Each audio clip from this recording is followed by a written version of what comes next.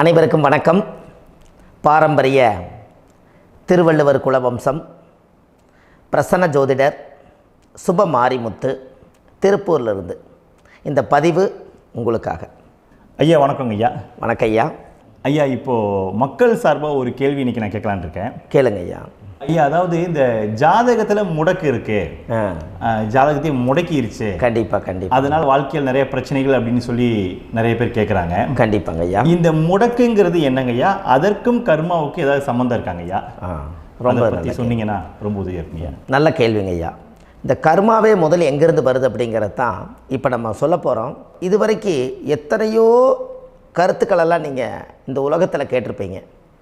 ஆனால் இந்த பதிவில் நீங்கள் பொறுமையோடு இந்த கருத்தை ஒரு இனிமையோடு நிதானமாக கேட்டிங்கன்னா உங்களுடைய ஊழ்வினை கர்மா எங்கிருந்து உருவாச்சு, இதனுடைய இந்த கர்மானால் நாம் என்ன கஷ்டப்படுறோம், நாம் இந்த பூமியில் பிறக்கிறதுக்கு என்ன வரம் வாங்கி வந்தோம், நம்ம பாவ புண்ணியமெல்லாம் ஜாதக கட்டத்தில் போய் எப்படி எடுக்கிறது, நம்மளுடைய தோஷம்னு சொல்கிறோமே அந்த தோஷம் எப்படி கிரியேட் ஆகுது, நம்ம இந்த பூமியில் பிறக்கும்போது கொண்டு வந்த கர்மாவா, இல்லை கடவுளே நம்மளுக்கு ஒரு தண்டனையாக கொடுத்த கர்மாவா, இல்லை நம்ம இந்த பூமிக்கு வந்ததுக்கு அப்புறம் செய்த கர்மாவா, இது எல்லாத்தையுமே நம்ம பொறுமையாக கேட்கணும்னா கண்டிப்பாக இந்த பதிவை நீங்கள் பொறுமையோடு கேளுங்க. உங்களுக்கு இதில் ஒரு பெரிய ஒரு ரகசியம் ஒன்று அடங்கியிருக்குது. அந்த ரகசியத்தை தான் இன்றைக்கி இந்த உலகத்துக்கு அரங்கேற்றம் பண்ணுறேன். இந்த முடக்கு நம்ம ஐயா கேட்டதில் ஒரு அற்புதமான ஒரு விஷயம் என்ன அப்படின்னு கேட்டிங்கன்னா, முடக்குங்கிறது அந்த காலத்தில் பெரிய திறமையை கட்டி போட்டு வச்சுட்டா நம்மனால் அது இயங்க முடியுமா? முடியாது இல்லைங்களா ஐயா? முடியாது. அப்போது அதே மாதிரி ஜாதக கட்டத்தில் நமக்கு வேண்டிய யோகத்தை கடவுளே நம்மளுக்கு நாம் செய்த பாவத்தினால அது முடக்கி வச்சிருச்சுன்னா அந்த பாவகத்தை அந்த ஜாதகர் அனுபவிக்க முடியுமா? அனுபவிக்க முடியாது. அப்போது அந்த அனுபவிக்க முடியாமல் வெளி உலகத்தில் போய் நம்ம தேடி போன பிறவியில் செய்த பாவத்தை இந்த பிறவியில் நீங்கள் தேடி கண்டுபிடிச்சி வாழ்க்கையில் நீங்கள் எப்போ மேலுக்கு வர்றது? அப்போது அந்த கர்மா 12 ராசி கட்டத்துக்குள்ள 27 நட்சத்திரத்தில் 9 கிரகங்களுக்குள்ள ஒரு பெரிய ஒரு ஆத்துமாத்துமான கர்மா, உங்கள் பூர்வ ஜென்ம கர்மா இதுக்குள்ளே எங்கேயோ ஒரு இடத்துல முடங்கியிருக்குது. இந்த முடக்க மட்டும் உங்கள் ஜாதகத்தில் நீங்கள் கண்டுபிடிச்சிட்டிங்கன்னா ஹைலைட்டாக வாழ்கிறதுக்கு, இந்த உலகத்தில் சுதந்திரமான வாழ்க்கை வாழ்கிறதுக்கு ஒரு மிகப்பெரிய பொக்கிஷம் உங்கள் ஜாதகத்துக்குள்ளேயே இருக்குது. அப்போது அந்த ஜாதகத்துக்குள்ளே நாம் போன பிறவியில் நம்ம கர்மா நாம் என்ன செய்திருப்போன்னு உங்களுக்குள்ளே பெரிய குழப்பம் இருக்கும். என்னங்க ஐயா, நீங்கள் என்ன கர்மா பண்ணிட்டு வந்தீங்க, நாம் போன பிறவியில் நம்ம யாரை ஒரு வதச்சோம், யாரை நம்ம மனசை புண்படுத்தினோம், நம்ம தாத்தாவுக்கு சோறு போட்டோமா, நம்ம பாட்டனுக்கு சோறு போட்டோமா, நம்ம முப்பாட்டனுக்கு சோறு போட்டோமா, நம்ம கொள்ளுப்பாட்டனுக்கு சோறு போட்டோமா, அப்போ நம்ம அப்பாவுக்கு நம்மளை பெற்றவருக்கு நம்ம சாப்பாடு கொடுத்தோமா, இவங்களுக்கெல்லாம் நம்ம சேவை பணிமடைகள் செஞ்சோமா, நம்மளுடைய உறவுகளுக்கெல்லாம் அரவணைச்சு போனோமா, நம்மளுடைய இந்த மாதிரி நாம் இரத்த சம்பந்த உறவுகளை இருந்து தான் இந்த உலகத்துக்கு நம்ம வெளியில் வந்திருப்போம். அப்போது வெளியில் நீங்கள் நிற்கிறீங்க, அப்படியே மேலே போய் பார்த்தீங்கன்னா ஒரு 7 தலைமுறையில் ஒவ்வொருத்தரும் செய்த கர்மாவெல்லாம் நம்ம பிளட்டு ரிலேட்டிவாக இப்போ நீங்கள் கரண்ட்டில் இருக்கிறவங்க கிட்ட தான் டெபாசிட் பண்ணியிருக்கோம். அப்போ இது தெரியாமல் நாம் ஜாதகத்துக்குள்ளே போய் தசாபுத்தி நல்லா தனுங்க இருக்குது, நான் ரொம்ப கஷ்டப்படுறேன், என் ஜாதகத்தில் போய் பார்த்தேன் எல்லா கிரகங்களும் நல்ல வலிமையாக இருக்குன்னு தான் சொன்னாங்க, ஆனால் இன்னும் என்னுடைய கடன் அடையலை, இன்னும் என்னோடய கர்ம தீர்ந்த மாதிரியே தெரியல, எனக்குள்ளே ஒரு தாட்டு என்னமோ நான் ஒரு பின்தங்கின வாழ்க்கையிலே வாழ்ந்துட்டுருக்கேன் அப்படின்னு நீங்கள் சொல்லும்போது, அப்போ இதையெல்லாம் தாண்டி ஒரு கர்மா உங்களுடைய ராசி கட்டத்துக்குள்ளே எங்கேயோ ஒரு பக்கத்தில் ரகசியமாக புதைஞ்சிருக்கு. அப்போது அந்த ரகசியமாக புதைஞ்சிக்கக்கூடிய அந்த முடக்கு தான் இன்றைக்கி இந்த உலகத்துக்குள்ளே நீங்கள் தெரிஞ்சுக்கக்கூடிய விஷயம். அப்போ அந்த முடக்குங்கிறது ஒன்று உண்மை. இந்த உலகத்துக்கு நம்மளை எல்லாத்துலேயும் நல்லா யோசிச்சு பாருங்கள். 12 ராசி கட்டம் இருக்குதுங்களா ஐயா? ஆமாங்க ஐயா. ஆனால் கிரகம் எத்தனை இருக்குதுங்க? 9 தான் இருக்குங்க ஐயா. ஆமாம், 12 ராசிக்கு 12 கட்டத்துக்கு 12 கிரகம் கொடுத்துருக்கலாமல்ல கடவுள். அப்போ ஏன் 3 கட்டத்தை மட்டும் எம்டி பண்ணி மீதி 9 கிரகத்தை வச்சுக்கிறாருன்னா, அப்போ நாம் செய்த 3 தலைமுறை கர்மாவுக்கு அது எந்த கட்டம் பிளாக் ஆகுதோ அந்த கட்டத்துக்குள்ளே ஏதோ ஒரு ரகசியம் இருக்கிறனால தானே எங்கேயோ ஒரு பக்கத்தில் நீங்கள் கண்டிப்பாக கர்மாவில் மாட்டுவீங்கிறது கடவுளே படைச்சு தானே இதை உருவாக்கியிருக்காரு. 12 ராசிக்கு 12 கட்டம் கொடுத்துருந்தா எங்கே நீங்கள் சுற்றி வந்தாலும் ஏதோ ஒரு வீட்டுக்குள்ளே போய் உட்காந்துக்கலாம்.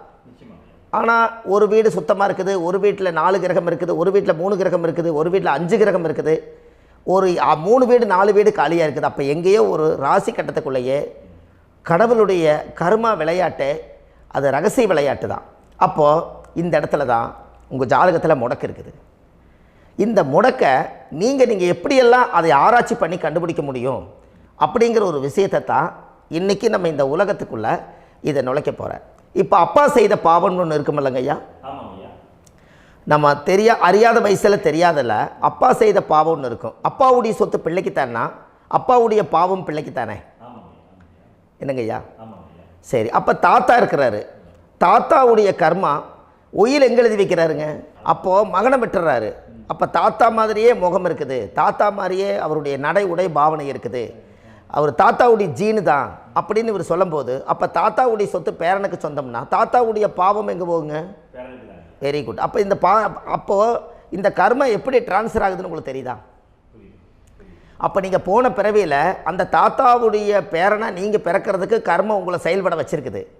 அதனால் நீங்கள் தாத்தாங்கிறீங்க. அதனால் அந்த கௌரவமாக எங்கள் தாத்தா சம்பாரித்த சொத்து நான் தான் அனுபவிக்கணுங்கிற விதியை நீங்கள் உருவாக்கிறீங்க. அப்போது இந்த ஜாதகத்தில் அந்த ஊழ்வினை தோஷந்தான் ஏதோ ஒரு வழியில் உங்களை கர்மாவை செயல்படுத்துது. அதனால தான் இந்த ஜாதகத்தில் எந்த ஒரு முடக்கை எடுக்கிறதா இருந்தாலும் சூரியன் என்ற நட்சத்திரம் எதுவோ அந்த நட்சத்திரத்துக்கு எந்த வீடு முடக்காகுதோ அங்கே தான் உங்களுடைய கர்மா ஒளிஞ்சிருக்கும். இதுதான் உங்களுடைய பெரிய ஒரு பொக்கிஷமான ரகசியம். சரிங்க ஐயா, இப்போ இதில் நவகிரகங்கள் 9 இருக்கும்போது ஏன் சூரியனை மட்டும் நம்ம இதில் எடுத்துக்கணும்னு நீங்கள் சொல்கிறீங்க? நல்ல கேள்விங்க ஐயா. நீங்கள் கேட்டீங்க பார்த்தீங்களா, 9 நவகிரகம் இருக்கும்போது சூரியனை மட்டும், அந்த சூரியன் என்ற நட்சத்திரம் பிறக்கும்போது அந்த வீடு மட்டும் முடக்காகுன்னு நீங்கள் கேட்டீங்க இல்லையா? இதுதான் அற்புதமான கேள்வி. ஏன் அப்படின்னு கேட்டிங்கன்னா, சூரியன்னா அப்பா, அப்பாவோட உயிர் கரு போய் அம்மாவுடைய பனிக்கூடத்தில் கர்ப்பத்தில் வச்சு 10 மாதம் 300 நாள் சுமந்து நீங்கள் இந்த பூமிக்கு வெளியில் வரும்போது நீங்கள் என்ன பாவத்தை இவங்க விதைச்சாங்களோ அந்த கர்மாவை வாங்கிட்டு தான் நீங்கள் வெளியில் பிரசவமாகறீங்க. இதுதானே? அப்போ சூரியன் என்ற நட்சத்திரம், அந்த சூரியனுங்கிறது உயிர் கருவல்லவா, அப்பாவுடைய உயிரணுக்கள் அம்மாவுடைய கருவிக்குள்ளே போய் நாம் குழந்தை வடிவத்தில் இருந்து 300 நாள் பாவ உன்னித்த பதிவில் ஏட்டு எழுதி ஒரு ஜாதகத்தை கையில் கொடுத்து பிறந்த உடனே உங்களுக்கு ஒரு ஏட்டை பெரட்டி நீ இப்படித்தான் விதி, இனிமேல் இப்படித்தான் நீ வாழணும்னு சொல்லி உங்கள் கர்மாவை நீங்கள் கர்மாவோடு தானே வெளியில் பிறக்கிறீங்க. அப்போ சூரியன் என்ற நட்சத்திரம் தானே இந்த உலகத்துக்கு ஒரு பெரிய ஒரு மகத்துவம். இப்போ பாருங்கள், விடிய வரைக்கும் நம்ம முழிச்சிட்ருக்குறோம், காலையில் சூரிய உதயமானால் அவங்கவுங்க செயல்படுறோம். மீதி எல்லா கிரகங்களுக்குமே வெளிச்சத்தை கொடுக்கக்கூடிய சக்தி சூரியனுடைய பிம்ப ஒளிக்குத்தானே உண்டு, என்னங்க ஐயா? அதனால தான் மேசத்து உச்ச வீடுன்னு சொல்லி மேசத்தை உச்சம்னு சொல்லி சூரிய உச்சத்தை அங்கே தான் வச்சாங்க. அப்போது அந்த காலச்சக்கரத்துக்கு 5ஆம் இடம் பூர்வ புண்ணியஸ்தானத்தில் போய் சிம்மத்தில் கொண்டு போய் சூரியனை ஆட்சி வீடுன்னு வச்சாங்க. அப்போது சூரியனில் இருந்து தான் அந்த மையப்புள்ளி உருவாகுது. அப்போ உங்களுடைய ஜாதகத்தில் அந்த சூரியனாகப்பட்டவர் பிறக்கும்போது நீங்கள் உங்கள் ஜாதகத்தை நீங்கள் எடுத்துக்கங்க ஐயா. நீங்கள் இன்றைக்கே போய் கதவை திறந்து உங்கள் பெட்டியை திறந்து பீர்வாவுக்குள்ளே உங்களுடைய ஜாதகம் இருக்குது, அந்த ஜாதகத்தை எடுத்து ஜோதிடர்கிட்டையே நீங்கள் சந்தேகம் கேட்குறக்கு முன்பு நீங்களே உங்களுடைய கர்ம பற்றி தெரிஞ்சுக்கிறதுக்கு இந்த பதிவில் உங்களுக்கு ஒரு ரகசியத்தை சொல்லித்தரேன். உங்கள் ஜாதகத்தில் இப்போ இது வரைக்கும் ராசி கட்டத்தை நீங்கள் பார்த்துருப்பீங்க, ஆனால் பாதசாரம்னு ஒன்று இருக்கும் இல்லைங்களா? ராசிக்கு பாதசாரம்னு ஒன்று இருக்கும். சூரியன் என்ன நட்சத்திரத்தில் இருக்குது, சந்திரன் என்ன நட்சத்திரத்தில் இருக்குது, செவ்வாய் என்ன நட்சத்திரத்தில் இருக்குது, புதன் என்ன நட்சத்திர காலில் நிற்குது, இதெல்லாமே அந்த சாரம் இல்லாத ஜோதிடம் சோரம் போய்விடும். அதனால் அந்த சாரத்தில் நிற்கிது பார்த்தீங்களா கிரகம், அதில் இப்போ நீங்கள் உங்களுடைய ராசி கட்டத்தை ஓப்பன் பண்ணுங்கள். இதில் ராசி கட்டத்தில் சூரியன் என்ற நட்சத்திரம்னு ஒன்று இருக்கும் இல்லைங்களா? அது எதுவாக வேணாலும் இருந்துட்டு போட்டோம். அந்த நட்சத்திரம் தான் நீங்கள் பிறக்கும்போது தாயுடைய கருவறைக்குள்ள கரு உருவான நட்சத்திரமே அதுதான். புரிஞ்சுங்களா ஐயா? பிறக்கும்போது நீங்கள் அந்த கருவுடைய நட்சத்திரம் அப்பா வந்து கருவை உருவாக்கி கர்மாவை விதைச்சது அந்த சூரியன் என்ற நட்சத்திரம் தான். அந்த வீட்டுக்கு தான் இந்த ராசி கட்டத்தில் உங்களுக்கு முடக்கு உருவாகுது. புரிஞ்சுங்களா ஐயா? அப்போது ஒரு ஜாதகத்தில் சூரியன் என்ற நட்சத்திரம் எதுவோ அதுதான் உங்களுடைய கர்மா நட்சத்திரம். இப்போ நம்ம பிறக்காதுக்கு முன்னாடி அப்பா கட்டத்தில் அந்த கர்மா டெபாசிட் ஆகிருக்கும். அதை ட்ரான்ஸ்ஃபர் எப்படி பண்ணுறாரு? அவருக்கு ஒரு கல்யாணம் வச்சு அவர் குடும்ப வாழ்க்கையில் வாழ்ந்து நம்மளோட உயிர் கருவை கொண்டு போய் ஊராம் பொண்ணை கல்யாணம் பண்ணி பொண்டாட்டின்னு எடுத்துக்கொண்டு அந்த பொண்டாட்டிங்கிற உரிமையாகி இவருடைய உயிர் கரு உருவாகி வாரிசுகள் வெளியில் வருது. அதானங்க ஐயா? அப்போது அந்த சூரியன் என்ற நட்சத்திரம் தான் இந்த உலகத்தில் ஒரு பிரம்மாண்டமான நட்சத்திரம். இந்த நட்சத்திரம் உங்கள் மனசுக்குள்ளே ஏதாவது இருந்துச்சுன்னா உங்கள் வீட்டில் ஏதாவது ஒரு நல்ல விஷயங்கள் நீங்கள் பண்ணுறதா இருந்தால் அந்த கர்மா நட்சத்திரம் சூரியனுடைய நட்சத்திரம் இருக்குது பார்த்தீங்களா, அந்த நட்சத்திரத்தில் எந்த ஒரு சேவைகளும் செய்யக்கூடாது. அதுதான் கர்மா. அதை போய் நீங்கள் ஆக்டிவேட் பண்ணி விட்டீங்கன்னா அது முன்னோர்களை வந்து நீங்கள் வந்து தொந்தரவு பண்ண மாதிரி. அந்த கர்ம நட்சத்திரம் தான் உங்கள் வாழ்க்கையில் அது புதஞ்சிருக்கிறதா. இப்போ குழந்தை பிறந்தாலோ சீர் சீமந்தங்கள் நீங்கள் செய்கிறதாலோ கல்யாணம் முக்கிறதுனாலோ உங்கள் ஜென்ம நட்சத்திரத்தன்னைக்கு கல்யாணம் பண்ண வேண்டாம்னு சொல்லிக்கிறாங்கல்லங்க. உங்களுக்கு ஜென்ம நட்சத்திரத்துக்கு முன்னாடி உங்களை உருவாக்குன நட்சத்திரம் தான் ஜென்ம நட்சத்திரம். அப்போ சூரியன் என்ற நட்சத்திரம் அப்பாவுடைய ஜென்ம நட்சத்திரமாக அந்த ஊழ்வினை கர்மம் செயல்படுது.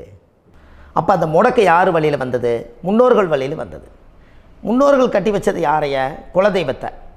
அப்போ அந்த குலதெய்வத்தை போய் சாமிக்கு போய் வீடு வாசல்லாம் வலித்து குலதெய்வத்தை போய் தேங்காய் பழம் பூ மாலை கல்கண்டு வாங்கி அர்ச்சனை பண்ணி ஒரு அன்னதானம் ஒன்று பண்ணிவிட்டு சாமிக்கு பொங்கல் வச்சு நைவேத்தியம் பண்ணிவிட்டு உங்கள் ஜாதகத்தை வச்சு பூஜை பண்ணிவிட்டு வாங்க. அதுக்கப்புறம் தான் உங்கள் கர்மாவை கண்டுபிடிக்கிறதுக்கு வழியே பிறக்கும். குலதெய்வத்தை வணங்காமல் கோவிந்தா கோவிந்தா என்று பல தெய்வத்தை வணங்கினாலும் பலனொன்றும் இல்லைன்னு அந்த காலத்தில் முன்னோர்கள் சொல்லி வச்சுக்கிறாங்களா இல்லைங்களா? அதனால் கண்டிப்பாக அதை கண்டுபிடிச்சி நீங்கள் அதுக்கு ஒரு நைவேத்தியம் பண்ணால் மட்டும்தான் முதல்ல உங்கள் 5ஆம் பாவம் முன்னோர்கள் அது வேலை செய்யும். குலதெய்வ ஆலயத்துக்கு போயிட்டு வாங்க. போயிட்டு வந்துட்டு இந்த கர்மவினை தோஷத்தை நிவர்த்தி பண்ணுறதுக்குண்டான சரியான பரிகாரத்தை நம்ம எடுப்போம். அப்போது உண்மையாலுமே ஒரு ராசி கட்டத்துக்குள்ளே இந்த மாதிரி ஒரு அந்த கர்ம தோஷம் இருப்பதனால இந்த கர்மா தோஷத்துக்கு அந்த முடக்க தோஷங்கிறத நீங்கள் எடுத்து அதை கண்டுபிடிச்சி அந்த சூரியன் என்ற நட்சத்திரம் எந்த ராசி கட்டத்தில் போய் முடக்காயிருக்குதோ அந்த முடக்கு எந்த பாவகம் வந்து நம்மளுக்கு லாக் ஆகிருக்குதோ அந்த பாவகத்துக்கு உண்டான பரிகாரங்கள் அதுக்குரிய ஸ்தலங்கள் அந்த கோவில்களில் போய் சுவாமிக்கு தேங்காய் பழம் பூமாலை கல்கண்டு வாங்கி அர்ச்சனை பண்ணி நீங்கள் இந்த கோவிலுக்குள்ளே போய் உட்காந்து சாமி கும்பிட்டு வந்தீங்கன்னா உங்களுடைய ஜாதகத்தில் இருக்கக்கூடிய அந்த முடக்கு தோசை நீங்கி வாழ்க்கையில் நீங்கள் எதை சாதிக்க வந்தீங்களோ அந்த சாதனையை நீங்கள் சாதிச்சிட்ருப்பீங்க. புரிஞ்சுங்களா ஐயா? ஏன் அப்படின்னா அந்த முடக்கு நட்சத்திரத்துக்குள்ளே தான் ஒரு தோஷம் இருக்குது. இப்போ அந்த காலத்தில் பாருங்கள் ஐயா, முன்னோர்கள் எல்லாம் நிறைய பேர் கோவில் கட்டி வச்சுட்டு போயிருக்காங்களா இல்லைங்களா? இந்த கோவில் எதுக்காக கட்டி வச்சுக்கிறாங்கன்னா அவங்க கட்டினவங்களுக்கும் அந்த முடக்கு தோஷம் இருந்திருக்குது. ராஜாக்கள் இருந்திருக்குது, மன்னர்கள் காலத்தில் இருந்திருக்குது, ஜமீன்தார் காலத்தில் இருந்திருக்குது. இப்போ அவங்களுடைய அமைப்புகள் எல்லாமே முன்னோர்கள் என்னமோ அறியாமல் தெரியாத தன்னடக்கம் இல்லாத ஒரு கர்மாவை இவங்க செஞ்சிட்டாலும் அதுக்குரிய பரிகார ஸ்தலங்களை கொண்டு போய் அந்த காலத்திலே ஜாதகம் பார்த்து நம்ம வந்து முன்னோர்களுடைய பாவத்தை நாம் செய்த பாவத்தையும் தீர்த்துட்டு நமக்கு கீழே அடுத்த சந்ததிகள் அடுத்த தலைமுறைகள் வந்தாலும் இந்த கோவில்களுக்கு வந்து விளக்கு போட்டு சாமி கும்பிட்டு இந்த மண்ணை மிதிச்சுட்டு போனால் அன்னையோடு அந்த கர்மா தீருங்கிறது அந்த காலத்திலேயே முடக்க தோஷ பரிகாரத்தை கோவில் வழியில் அந்த காலத்தை திசை திருப்பி வச்சுருக்காங்க. அப்போ நீங்கள் கோவிலுக்கு போகாமல் கண்டிப்பாக இந்த பரிகாரத்தை நீங்கள் உடைக்க முடியாது. ஏன் உடைக்க முடியாதுன்னா இப்போ நீங்கள் எத்தனை வருஷம் வாழ்கிறீங்க ஐயா? 120 வருஷமே வச்சுக்கோங்க. சூரியன் திசை 6 வருஷம், சந்திரன் திசை 10 வருஷம், செவ்வாய் திசை 7 வருஷம், ராகு திசை 18 வருஷம், குரு திசை 16 வருஷம், சனி திசை 19 வருஷம், புதன் திசை 17 வருஷம், கேது திசை 7 வருஷம், சுக்கிரன் திசை 20 வருஷம். இப்போ நான் சொன்ன டோட்டலெல்லாம் கூட்டிங்கன்னா 120 வருஷம் வரும். இது ஒரு மனிதர் பிறந்து பூரண ஆயுளோடு வாழ்ந்தால் இந்த 120 வருஷம் வாழ்ந்தால் அவர் இந்த பூலோக பதவி விட்டு சிவலோக பதவி போயிடுவார்.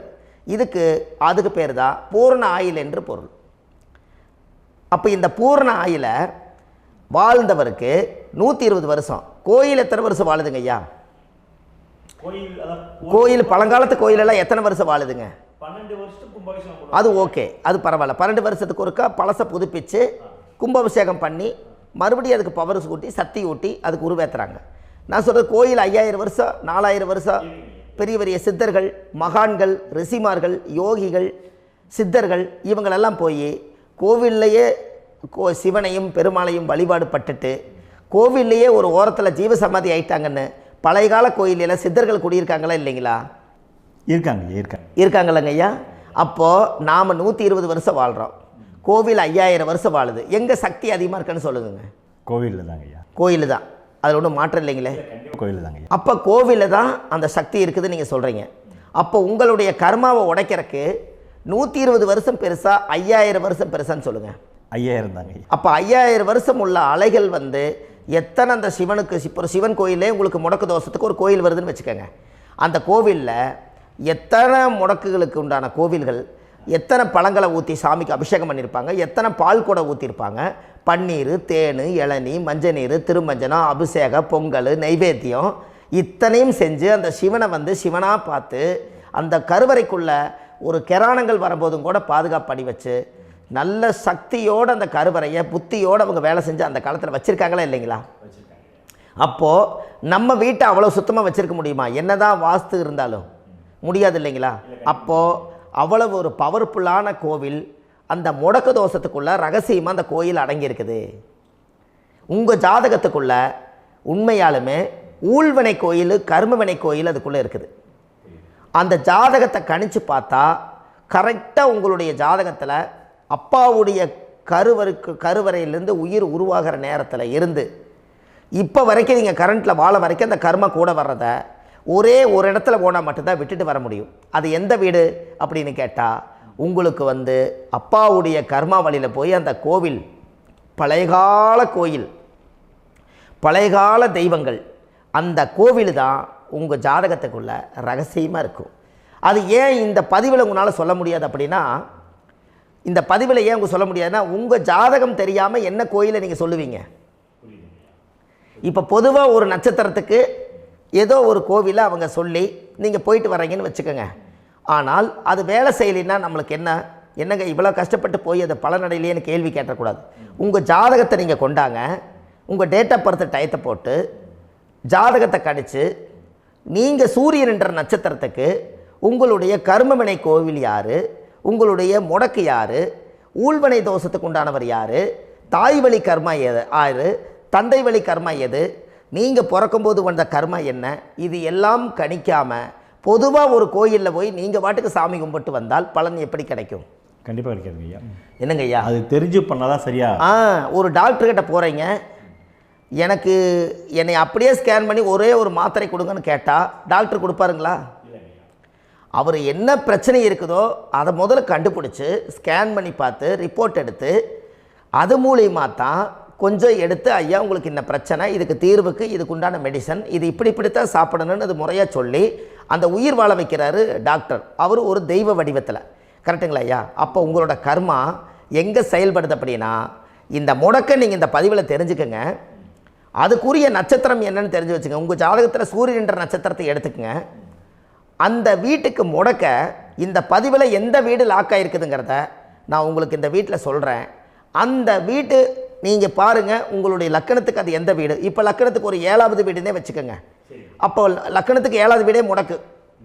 அப்படி ஒரு முடக்கு ஆகிப்போச்சுன்னா ஒரு ஜாதகத்தில் லக்கணம் தான் 1, 7ஆம் இடம்ங்கிறது மனைவி ஸ்தானம். ஒரு ஆணுடைய ஜாதகத்துக்கு 7ஆம் இடம் தான் மனைவி. அவருக்கு நல்ல மனைவி அமையாமல் ஆடம்பரம் இருந்தும் வீடு அரண்மனை மாதிரி இருந்தும் அந்த மனைவியை ஒரு சந்தோஷமாக அவர் அனுபவிக்க முடியாது. புரிஞ்சுங்களா ஐயா? சந்தோஷமாக அனுபவிக்க முடியாது. ஏன் அப்படி? 7ஆம் இடத்துல தான் அவரோட கர்மா உட்கார்ந்துருக்குது. கரெக்டாக சொன்னீங்க. 7ஆம் இடத்துல தான் அந்த கர்மா உட்கார்ந்துருக்குது. அப்போ அந்த 7ஆம் இடத்துல இருக்கக்கூடிய அந்த கர்மா போன பிறவியில் நீ மனைவிக்கு சோறு போடாமல் மனைவியை கட்டி வச்சு அடிக்கிறதும், மனைவியை துன்புறுத்துறதும், அந்த மனைவி இருக்கவே இன்னொரு வாழ்க்கைக்குள்ளே போகிறதும், இங்கே வாழ வேண்டிய தாம்பத்திய சந்தோஷத்தை கொண்டு போய் இன்னொரு இடத்துல கொடுக்கறதும், தெரிஞ்சிருந்தே நம்மளுடைய மனசுக்குள்ளே திருடுத்தனமாக வாழ்கிறதும், இது எல்லா கர்மாவும் போன பிறவியில் நாம் செய்த ஊழ்வினை கர்மா தான் உங்கள் ஜாதகத்தில் 7ஆம் இடம் முடக்கு. அப்போ அந்த 7ஆம் இடம் முடக்கா இருந்துச்சுன்னா கண்டிப்பாக உங்கள் ஜாதகத்தில் நீங்கள் என்ன அனுபவிச்சிட முடியும்? நல்ல நண்பர்கள் கிடைக்க மாட்டாங்க, நல்ல ஒரு பார்ட்னர்ஷிப் அமையாது, நல்ல ஒரு நட்பு வட்டங்களில் எதையும் அனுபவிக்க விடாது, ஒரு அங்கீகாரமான உறவுகளில் போய் நம்ம ஸ்ட்ராங்காக நிற்க முடியாது. 7ஆம் இடம் என்பது தாம்பத்திய வாழ்க்கை, பூர்த்தி இல்லாத வாழ்க்கையாக இருக்கும்.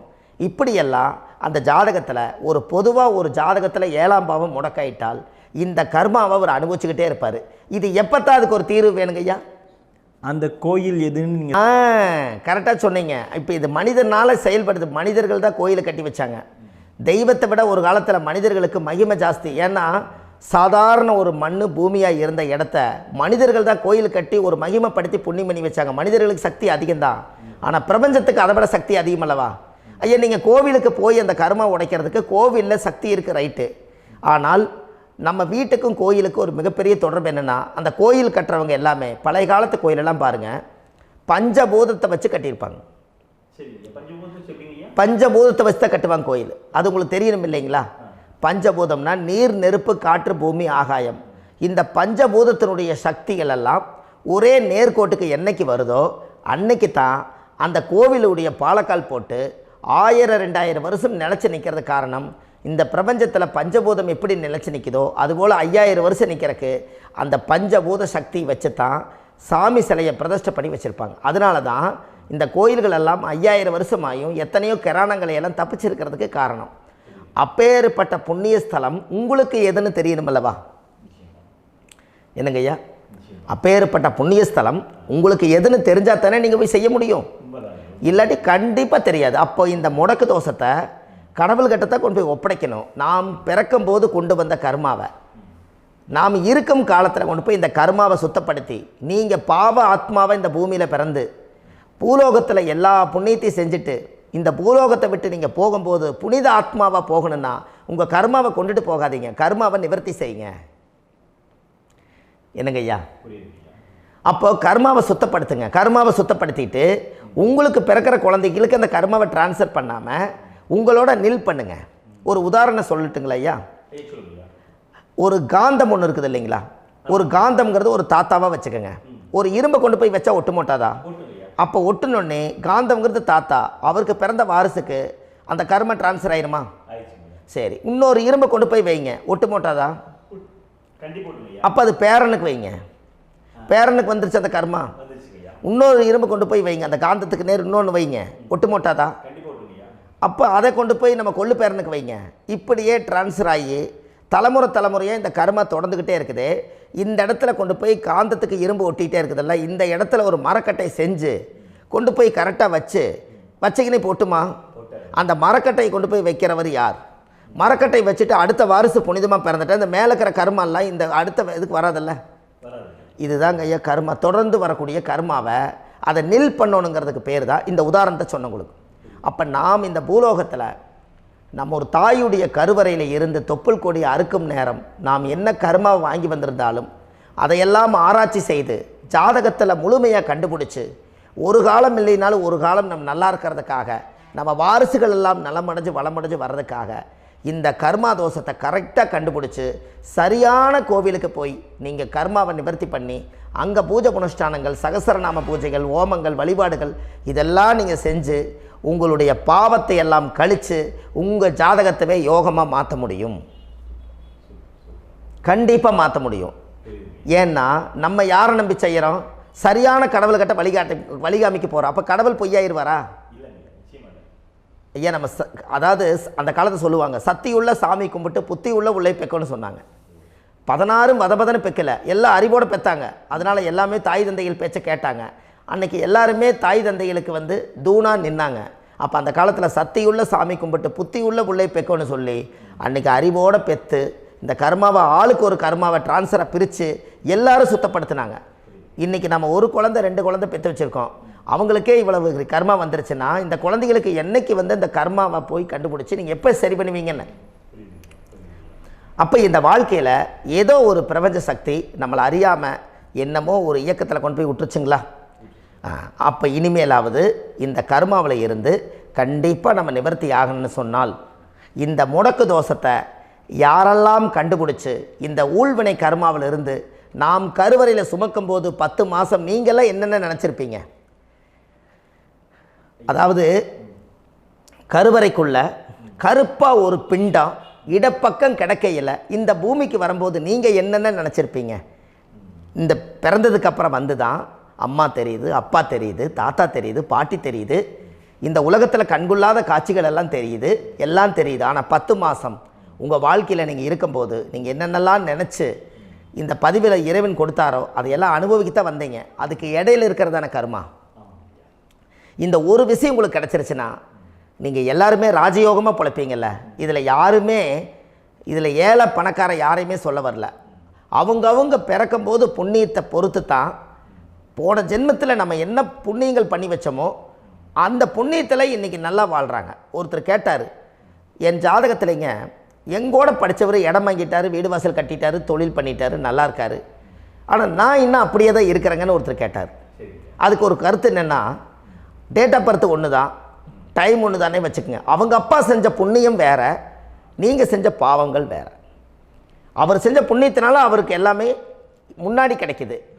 நீ கர்மாவெல்லாம் கழிச்சிட்டீன்னா பின்னாடி கிடைக்க போகுது. இதில் மற்றவங்களை பற்றி வேற்றுமையாக நினைக்கிறதுல எந்த ஒரு இதுவுமே இல்லை. அப்போ ஒருத்தர் பார்த்து ஒருத்தர் வாழ வேண்டாம். உங்களுடைய சுய அறிவை வச்சு இந்த பூலோகத்தில் இந்த பூமியில் நீங்கள் 4 தெரிஞ்சு நல்ல விதமாக கற்றுக்கிட்டு இந்த உலகத்தில் சிறப்பாக வாழ கற்றுக்குங்க. அதுக்கு அந்த ஊழ்வினை தோஷத்தை கண்டுபிடிங்க. உங்களுக்குன்னு ஒரு முடக்கு இருக்குதுங்கிறத இன்றைக்கி நீங்கள் எழுதி வைங்க. அதை எப்படியாவது கண்டுபிடிங்க, அதை தேடுங்க. ஒரு முறை நீங்கள் ஜாதகத்தை கொண்டு வாங்க. அந்த ஜாதகத்தை கொண்டு வந்து உங்கள் பாவகத்தில் எத்தனாம் பாவம் முடக்காயிருக்குதுன்னு பாருங்கள். அந்த பாவகம் முடக்காயிருச்சுன்னா உங்கள் வாழ்க்கையில் அதிலிருந்து உங்களால் வெளியில் வரவே முடியாது, கண்டிப்பாக வர முடியாது. அதை நீங்கள் கண்டுபிடிச்சா மட்டும்தான் நீங்கள் மேலே வர முடியும். ஏன்னா நிறைய பரிகாரங்கள், பூஜைகள், யாகங்கள், ஓமங்கள் எல்லாம் செய்து வச்சும் கூட அந்த கர்மவினைக்கு உண்டான கோவிலுக்கு போய் அந்த 5000 வருஷ பழமை வாய்ந்த தெய்வத்துக்கிட்ட போய் நீங்கள் முறையிட்டு விளக்கு போட்டு உங்கள் கர்மத்தை எல்லாம் நான் நீ தான் தீர்த்து கொடுக்கணும்னு சொல்லி நம்பிக்கையோடு நீங்கள் போய் அந்த சரணாகதி அடையிறீங்க பாருங்கள், அங்கே தான் உங்கள் கர்மாவை எடுத்து விடுறாரு. அப்போ இந்த ரகசியம் உங்களுக்கு வேணுமல்லவா? அப்போ உங்கள் ஜாதகத்தில் எங்கே முடங்கி அதுக்குரிய கோவில்கள் எல்லாம் என்ன, அதுக்கு தான பரிகாரம் என்ன, அதுக்கு நீர் பரிகாரம் என்ன, யாத்திரை பரிகாரங்கள் என்ன, நீங்கள் வீட்டில் இருந்தே செயல்படுத்தக்கூடிய பரிகாரங்கள் என்ன, பரிகாரம் கோவிலுக்கு போய்த்தான் நடக்குமா, இல்லை நாம் வீட்டில் வச்சு வணங்குறதுனால நடக்குமா, நாம் செய்யக்கூடிய தர்ம பரிகாரங்கள் என்ன, தான பரிகாரங்கள் என்ன, இப்படி பல விதமாக இருக்கிறனால உங்கள் ஜாதகத்துக்கு எந்த மாதிரி பரிகாரம் கனெக்ட் ஆகுதுங்கிறது தெரியணும். இது தெரியாமல் கண்டிப்பாக உங்களால் செயல்படுத்துறது ரொம்ப கஷ்டம். இதனால் இதை நீங்கள் தெரிஞ்சுக்கணும்னா இப்போ நம்ம பாருங்கள், நீங்கள் அந்த தெரிஞ்சுக்கிட்டாலே உங்கள் வாழ்க்கையில் ஒரு டைம் தான் நீங்கள் தெரிஞ்சுக்க போகிறீங்க. உங்களுடைய கர்மா என்ன, நீங்கள் எங்கே செயல்பட்டு போயிட்டுருக்கிறீங்க, உங்கள் போகிற பாதை சரியா இல்லை அந்த பாதையில் முள்ளு கல் இருக்குதா, இது எல்லாம் உங்களுக்கு தெரியலனா இந்த முடக்கை கண்டுபிடிக்கக்கூடிய சக்தி வாய்ந்த இந்த கர்மாவை நிவர்த்தி பண்ணுறதுக்கு வழிகள் இருக்குது. அதனால் நீங்கள் கண்டிப்பாக இந்த முடக்கை தெரிஞ்சுக்கணும். இந்த முடக்கு ராசினா என்ன உண்மையாலுமே உங்கள் வாழ்க்கையில் நீங்கள் தெரிஞ்சு இனிமேல் உங்கள் வாழ்க்கையில் இதுவரையிலும் கர்மாவுக்குள்ளேயே கஷ்டப்பட்டீங்க, வழி தெரியாமல் கண்ணை கட்டி காட்டில் விட்ட மாதிரி இருந்தீங்க. இனி அப்படி இருக்க வேண்டாம். உங்கள் ஜாதகத்தில் 12 ராசி கட்டத்தில் 9 கிரகம் போகும், மீனி 3 கிரகம், 3 கட்டம் உங்களுக்கு எங்கேயோ ஒரு பக்கத்தில் 3 கட்டம் எம்டியாக தான் இருக்கும். கரெக்டுங்களா? அது இல்லாமல் ஒரு ஜாதகம் பிறக்காது. ஏன்னா 9 கிரகத்துக்கு 9 கணக்கு போட்டால் 3 கட்டம் எம்டியாக தான் நிற்குது.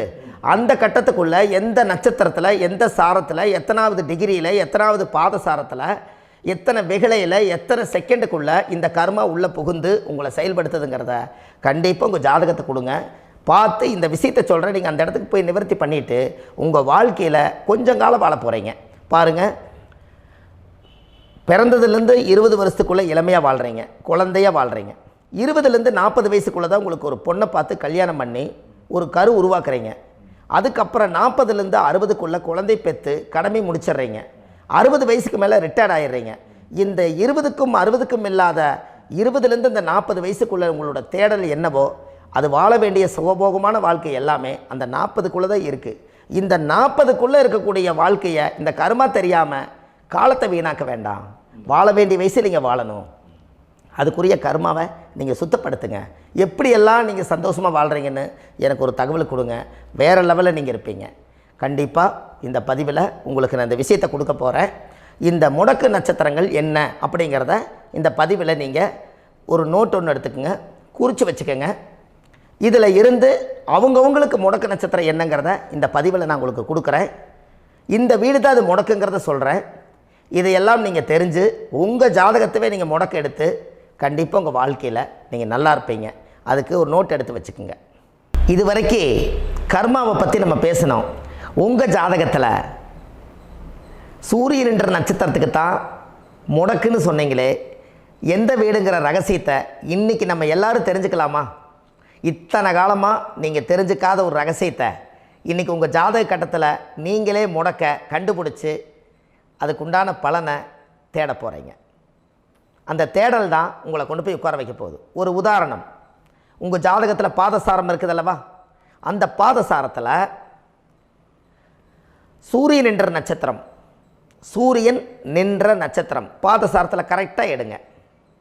சூரியன் என்ற நட்சத்திரம் ரேவதி நட்சத்திரமாக இருந்தால் அது உங்கள் வாழ்க்கையில் சிம்ம வீடு தான் முடக்கு. அப்போ இந்த சிம்ம வீடு உங்கள் லக்னத்துக்கு அது எத்தனாம் பாவகமோ அந்த பாவகத்தை நீங்கள் அனுபவிக்க முடியாது. அப்போ கண்டிப்பாக இந்த சிம்ம வீடு முடக்காக இருந்தால் நல்லா யோசிச்சு பாருங்கள். அந்த சிம்ம வீடு முடக்குன்னு நான் சொல்லிட்டேன். அது உங்கள் லக்கணத்துக்கு நீங்கள் எண்ணி பார்த்தா தான் அது உங்களுக்கு கணக்கில் தெரியும். இப்போ உதாரணத்துக்கு நீங்களே எண்ணி பார்க்கணுன்னா அது மேச லக்கணமாக இருந்து சிம்ம வீடு முடக்கானா, அப்போ மேசத்துக்கு சிம்ம 5வது வீடு. அதனால் அது பூர்வ புண்ணிய ஸ்தானம் முடக்கி வச்சிருச்சு, குழந்தை முடக்கி வச்சிருச்சு, காதல் மனசுக்குள்ள எண்ணம் எல்லாத்தையும் முடக்கி வச்சிருச்சு. அதே ரிஷப லக்கணத்துக்கு சிம்ம வீடு முடக்காக இருந்தால் அப்போது லக்கணத்துக்கு அது 4ஆம் வீடு, தாய் வீடு, வாகன, சொத்து, சுகம் எல்லாத்தையும் முடக்கி வச்சிருச்சு. இந்த பாவகத்தை நீங்கள் அனுபவிக்க முடியாது. இப்படித்தான் நீங்கள் ஜாதகத்தை எல்லாத்திலையும் தெரிஞ்சுக்கணும். அதே மிதுன வீடு முடக்க, மிதுன வீட்டிலிருந்து மிதுன லக்கணமாக இருந்தால் அது சிம்ம வீட்டுக்கு, அது லக்கணத்துக்கு அது 3வது வீடு, இளைய சகோதரம், தைரியம், வீரியம், கொடுக்கல் வாங்கல், தகவல் தொடர்பு, இது எல்லாமே துண்டிக்கப்படும். இது மூலியமாக தான் அந்த முடக்கு கர்மா வேலை செய்யும். அதே கடகலக்கணமாக இருந்து சிம்ம வீடு முடக்கானா அந்த ஜாதகத்தில் கடகத்துக்கு சிம்மம் 2வது வீடு, வாக்கு, கல்வி, பணம், பேச்சு, தோற்றம் எல்லாத்தையும் லாக் பண்ணி வச்சுருக்கோம். அப்போ சிம்ம லக்கணமாக இருந்து சிம்ம வீடே முடக்கானா அவர் முடங்கிடுவார். அவரோட திறமைகள் எல்லாம் உலகத்துக்கு வராது. வாழ்க்கையில் என்ன பண்ணுறதுனே தெரியாமல் போயிடும். அதனால் அந்த முடக்கை நீங்கள் ரிலீஸ் பண்ணால் தான் நீங்கள் வாழ்க்கையில் மேலே வர முடியும். அதே கன்னி லக்கணத்துக்கு 12வது வீடாக சிம்மம் முடக்கா இருக்கும். அப்போ கன்னி லக்கணத்துக்கு 12வது வீடாக இருந்தால் அது விரயமாக வருது. தாம்பத்திய சுகம், படுக்கை அறை எல்லாமே முடக்கிடும். நல்ல தூக்கம் இருக்காது, நல்ல சந்தோஷம் இருக்காது. எதுக்குடா கல்யாணம் பண்ண, எதுக்கு வாழ்ந்த, எது குழந்தை பெற்ற ஒரு விரக்தி ஆயிரும். இப்படியெல்லாம் அந்த கன்னி லக்கணத்துக்கு அந்த சிம்ம வீடு முடக்கா இருந்தால் இந்த விஷயத்தை, இந்த கர்மாவை அது செய்யும். அதே துலா லக்கணத்துக்கு 11வது வீடு சிம்ம வீடு முடக்கா இருந்தால் இவருக்கு பிறந்த மூத்த சகோதரி முடக்கி வச்சிருவார். அனுபவிக்க முடியாது வாழ்க்கையில். லாபஸ்தானம் 11ஆம் இடம். அப்போ சிம்ம வீடு 11, பேர், புகழ், பதவி, அந்தஸ்து, கௌரவம், உயர்ந்த ஸ்தானம் எல்லாத்தையும் லாக் பண்ணிடும். அந்த வீட்டிலேருந்து உங்களால் வெளியிலே வர முடியாது. அதே விருச்சிக லக்கணத்துக்கு 10 கூடியவர் சிம்ம வீடாக இருந்தால் முதல் தொழிலை தான் கை வைக்கும். அந்த தொழிலிருந்து நீங்கள் மேலேயே வர முடியாது. என்ன போன ஜென்மத்தை நான் பாவம் பண்ணோம், எந்த தொழில் செஞ்சாலும் எல்லாத்தையும் இழந்து போட்டு நீங்கள் நட்டாத்தில் நிற்கிறேன் அப்படின்னு வரும். இதே தனுசு லக்கணமாக இருந்தால் அது 9வது வீடு சிம்ம வீடாக இருக்கும். அவங்க அப்பா, இவர் பிறந்த அவங்க அப்பாவை முடக்கிடுவார். ஒரு குழந்தை பிறந்து 9வது வீடு முடக்கிட்டா அவங்க அப்பா எவ்வளோ உயரமாக வளர்ந்தாரோ அத்தனையும் லாக் ஆயிரும். அப்போ இந்த முடக்கெல்லாம் கண்டுபிடிச்சா தானே நீங்கள் ஜெயிக்க முடியும். அதே மகர லக்கணத்துக்கு அது 8வது வீடு. அப்போ இவர் என்னைக்கு 8ஆம் இடம் என்பது மாங்கல்யம், கல்யாணம் பண்ணுறாங்களோ அன்னையில இருந்து திருமணத்துக்கு அப்புறம் பிரச்சனையாக இருக்கும். அந்த 8ஆம் இடம் என்பது ரகசியத்தை எங்கெங்கேயோ காப்பாற்றி வச்சிருப்பார். எல்லாமே கர்மாவில் உடஞ்சி போய் எல்லா உண்மைகளும் வெளியில் வந்துடும். என்ன பண்ணுறதுனே தெரியாமல், எதையும் காப்பாற்ற முடியாமல் கண்ணை கட்டி காற்றுல விட்ட மாதிரி இருக்கும். அதே கும்பலக்கணமாக இருந்தால் அது 7வது வீடு சிம்ம வீடு. அவருக்கு அமையிற 7ஆம் வீடு சிம்ம முடக்கா இருந்தால் திருமணம் பண்ணால் முடக்கடியான ஒரு பெண்ணு தான் நம்மளுக்கு அமையும். முடக்கடி பேசும். 7ஆம் இடம் நல்ல பார்ட்னர் அமையாது, நல்ல ஃப்ரெண்ட்ஸ் அமையாது, நல்ல நட்பு அமையாது. அப்போ லக்கணத்துக்கு அது 7ஆம் பாவங்கிறது நட்பு, கூட்டு எல்லாமே. அப்போ 7ஆம் பாவங்கிற திருமண வாழ்க்கை எல்லாத்துலேயும் அங்கீகாரமாக இருந்தும் கூட திருமணத்துக்கு அப்புறம் முடங்கி போயிடுவார். அதுலேருந்து அவரால் மேலே வர முடியாது. அதே மீன லக்கணத்துக்கு சிம்மம் 6வது வீடாக இருக்கிறனால அந்த மீனத்துக்கு 6வது வீடு, 6ஆம் இடம் என்பது கடன், நோய், வழக்கு, அதில் தான் அவர் லாக் ஆகியிருப்பார். அதுலேருந்து அவரால் வெளியிலேயே வர முடியாது. இப்படித்தான் ஒரு ஜாதகத்தில் ஒரு சூரியன் என்ற நட்சத்திரம் அது ரேவதி நட்சத்திரமாக இருந்தால் சிம்ம வீடு முடக்கெடுத்து இப்படி 12 பாவகத்துக்கு நீங்கள் எடுத்து பார்த்தீங்கன்னா உங்கள் ஜாதகத்தில் இருக்கிற கர்மா எந்த ராசி கட்டத்தில் முடக்கி வச்சிருக்குது, அதுக்குரிய பரிகாரங்கள் என்ன, அதுக்கு தான பரிகாரம் என்ன, அதுக்கு பூஜை புனஸ்தானங்கள் என்ன, அதுக்கு சகசரநாம பூஜையா, வழிபாட்டு ஸ்தலமா, கோயில் ஸ்தலமா, பிரேதம் எடுத்து அடக்கம் பண்ணுறதா, அனாதிபாடி எடுத்து அடக்கம் பண்ணுறதா, உங்கள் முன்னோர்களை போய் கும்பிட்றதா, திதி கொடுக்கறதா, தர்ப்பணம் கொடுக்கறதா, கடல் பயணமா, விமான பயணமா, உங்கள் ஜாதகத்தில் காசியா, ராமேஸ்வரமா, உங்களுக்கு உயர்ந்த குலதெய்வமா, இத்தனையிலையும் கொண்டு போய் எதில் கொண்டு போய் கரெக்டாக கொண்டு போய் உங்களை உட்கார வைக்கிறது அப்படின்னு இந்த விவரம் தெரிஞ்ச ஜோதிட குருமார்களுக்கு நிச்சயம் தெரியும். அதனால் வாழ்க்கையில் ஒரு முறை உங்களுடைய கர்மாவை எடுக்க போகிறீங்க, அது சுத்தமான கர்மாவை எடுக்க போகிறீங்க, ஆதியில் இருந்து இதுவரையிலும் இருக்கக்கூடிய கர்மாவை கலைக்க போகிறீங்க. ஒரு தேன் கூட கலைச்சி அந்த ராட்டை எடுத்த மாதிரி அப்பேற்பட்ட கர்மாவை நீங்கள் கையிலேருந்து எடுக்கும் பொழுது உங்களுக்கு பார்த்து நிதானமாக சூதானமாக அந்த கர்மாவை போய் சுத்தப்படுத்திட்டு வரணும். அதுதான் உங்கள் வாழ்க்கையில் ஒரு பெரிய விஷயம். 12 கட்டம் சுத்தமாயிரு இந்த முடக்கு ராசிக்கு உண்டான பரிகாரங்கள் நீங்கள் செஞ்சீங்கன்னா, நம்ம ஆன்லைன்லேயே ஜாதகம் பார்க்குறோம். உங்கள் date of birth, time, place கொடுத்தீங்கன்னா போதும், உங்களுக்கு ஜாதகத்தை கணிச்சு ஃபோன்லேயே உங்களுக்கு கர்ம ராசி கண்டுபிடிச்சி உங்களுக்கு உண்டான கர்ம பரிகாரத்தை சொல்லி உங்கள் வாழ்க்கையில் ஒரு வெளிச்சத்தை கொண்டு வர்றதுக்கு என்றைக்கும் உங்களுக்கு உறுதுணையாக இருப்பேன். நீங்கள் கண்டிப்பாக இந்த பதிவுகள் எல்லாம் இது உங்களுக்காகத்தான். இது அதிகாலை நேரத்தில் பிரம்ம முகூர்த்தத்தில் இந்த பதிவை உங்களுக்கு முழுமையாக சமர்ப்பணம் பண்ணுறேன். இதை இதை வழி நடத்தி இதைய எப்படியெல்லாம் இந்த முடக்கை கண்டுபிடிச்சி இப்படியெல்லாம் பேச வச்சு அழகு பார்க்க நம்ம முன்னோர்களுடைய ஆசீர்வாதமும் இந்த முடக்கை கண்டுபிடிச்ச குருமார்களும் அவங்களுடைய குடும்ப பாரம்பரிய வம்சாவளிகளும் எல்லாருமே நல்லா இருக்கணும். அதுக்காக இந்த நேரத்தில் நான் அடியேன் சுப மாரிமுத்தாக இருந்து திருப்பூர்லேருந்து இந்த பதிவை உங்களுக்கு நான் கொடுக்குறேன். கண்டிப்பாக இந்த முடக்கு கோயிலுக்கு, இந்த முடக்கு தோஷத்துக்கு உண்மையான பரிகாரங்கள், எளிமையான பரிகாரங்கள் நீங்களே வாழ்க்கையில் செஞ்சு ஆதிகால பரிகாரங்கள் உங்கள் மனசுக்குள்ளே இருக்குது. அதை செயல்படுத்தினா மட்டும் போதும், வாழ்க்கை எங்கேயோ போயிடும். கண்டிப்பாக ஒரு முறை உங்கள் ஜாதகத்தை அனுப்பி வைங்க, உங்களுக்கு நான் பார்த்து பலன் சொல்கிறேன். இன்றைக்கி நான் கொடுத்த பதிவுகள் எல்லாம் உங்களுக்கு ரொம்ப பயனுள்ளதாக இருந்திருக்கும். உங்களுக்கு இது வரைக்கும் எத்தனையோ கர்ம வினைகளை பற்றி தெரியாமல் இருந்திருப்பீங்க. இந்த பதிவில் நிறைய கேட்டு தெரிஞ்சுக்கிட்டீங்க. இதெல்லாம் வாழ்க்கையில் ரொம்ப முக்கியமான பரிகாரங்கள், எளிமையான பரிகாரங்கள். நேராக நீங்கள் கடவுளைத்தான் கெட்டியாக பிடிக்க போகிறீங்க. அந்த பரிகாரங்கள் எல்லாம் செஞ்சு அதிகாரமாக வாழ்ந்து இந்த பூலோகத்தில் நல்ல சிறப்பாக வாழ்கிறதுக்கு இந்த பரிகாரம் உங்களுக்கு ரொம்ப யூஸ்ஃபுல்லாக இருக்கும். கண்டிப்பாக இந்த பதிவை செய்யுங்க. நம்ம பாரம்பரிய திருவள்ளுவர் குல வம்சம், பிரசன்ன ஜோதிடர் சுப மாரிமுத்து, திருப்பூரில் இருக்கேன். 30 ஆண்டு காலமாக நம்ம ஜோதிடம் பார்த்து கொண்டிருக்கிறோம். இவ்வளவு காலமாக எத்தனையோ ஆயிரக்கணக்கான மக்களுக்கு நம்ம ஜோதிடம் பார்த்து வழிகாட்டி நிறைய மக்களுக்கு நிறைய சேவைகள் செஞ்சுருக்கேன். நிறைய கோயில் கட்டி வச்சுருக்கேன், கும்பாபிஷேகங்கள் பண்ணி வச்சுருக்கேன், அன்னதானங்கள் நிறையா பண்ணி வச்சுருக்கேன், புண்ணிய யாத்திரைகள் நிறைய போய் வந்திருக்கேன். மக்களுக்காகவே நான் உங்களுக்கு உழைக்க தயாராக இருக்கேன். இந்த ஜோதிடம் என்னுடைய ஒரு பாரம்பரியமாக என்னுடைய அப்பா, தாத்தா, முன்னோர்கள் இதெல்லாம் எங்களுடைய குலத்தொழில் இது. அதனால் நாங்கள் பாரம்பரியமாக திருவள்ளுவர் குல வம்சம். வள்ளுவர் வாக்குன்னு யூடியூப் சேனலில் போனீங்கன்னா 1000 பரிகாரங்கள் கொடுத்துருக்கேன். அதுவும் உங்களுக்கு ரொம்ப யூஸ்ஃபுல்லாக இருக்கும். வள்ளுவர் வாக்கு அப்படின்னு போடுங்க, அப்படி இல்லைன்னா சுப மாரிமுத்துன்னு போடுங்க. இதில் பரிகாரங்கள் நிறையா கொடுத்துருப்பேன். கண்டிப்பாக இதெல்லாம் நீங்கள் சந்தித்து நீங்கள் ஒரு சப்ஸ்கிரைப் பண்ணி வச்சுக்கோங்க. நான் போடக்கூடிய பதிவுகள் எல்லாமே உங்களுக்கு நோட்டிஃபிகேஷனாக வந்துடும்.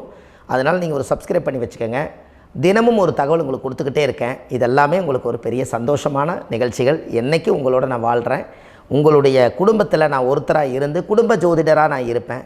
கண்டிப்பாக ஆயுளுள்ள வரைக்கும் உங்களுக்காக இந்த ஜோதிடத்துக்கு உழைச்சி உங்கள் குடும்பத்தில் ஒருத்தராக நான் ஒரு ரத்த உறவில் நான் இந்த பூர்வ ஜென்மத்தில் உங்களுக்கு நான் கடமைப்பட்டிருக்கேன். கண்டிப்பாக அடுத்த பதிவில் உங்களை நான் சந்திக்கிறேன். வாழ்வது ஒரு முறை, வாழ்த்தட்டும் தலைமுறை. நன்றி, வணக்கம்.